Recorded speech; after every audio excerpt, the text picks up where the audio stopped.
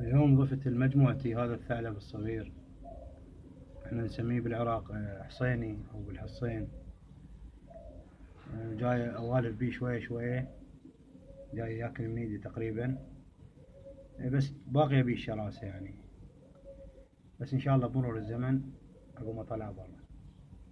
تعال، تعال ريكس، تعال، تعال، تعال،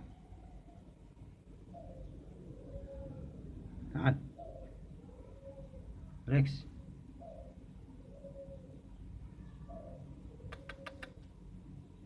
تعال.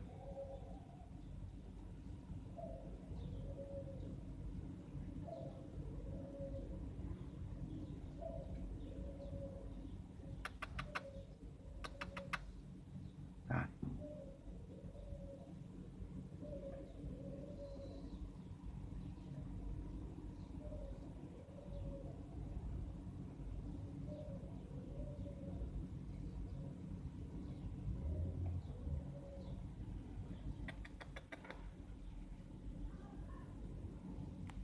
ان شاء الله شو اصور جديد وتطورات وياه راح ننشرها على القناة. لا تنسون الاشتراك بالقناة، والسلام عليكم ورحمة الله وبركاته.